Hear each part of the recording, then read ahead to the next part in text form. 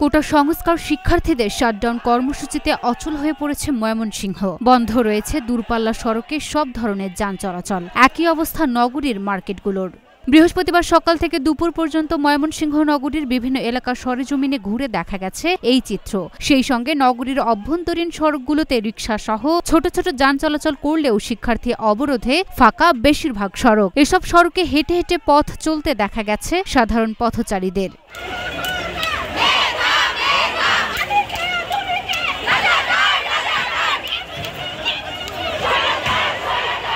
এদিকে এদিন বেলা ১১টার দিকে নগরীর টাউন হল মোড়ে অবস্থান নেয় কোটা বিরোধী শিক্ষার্থীরা। এ সময় তারা লাঠি হাতে সড়কে কোটা বিরোধী স্লোগান দেয়। পরে দুপুর 12:15টার দিকে শিক্ষার্থীরা টাউন হল মোড় থেকে একটি বিক্ষোভ মিছিল বের করে। এ সময় মিছিলটি নতুন বাজার গাঙ্গিনা পার স্টেশন রোড হয়ে নগরীর পাটগুদাম ব্রিজ মোড়ে গিয়ে অবস্থান নেয়। এতে ময়মনসিংহ নগরীর সঙ্গে দূরপাল্লার সব যোগাযোগ বন্ধ হয়ে যায়। সূত্র জানায়, শিক্ষার্থী শাটডাউনে র্যাব ও পুলিশের পাশাপাশি ময়মনসিংহে ৬ প্লাটুন বিজিবি মোতায়েন করা হয়েছে। সেই সঙ্গে মাঠে রয়েছে ৬ জন নির্বাহী ম্যাজিস্ট্রেট। তবে শাটডাউনের মাঠে প্রশাসনের অবস্থান অনেকটাই নীরব। লুনা আফরোজ, নিপা, ঢাকা পোস্ট।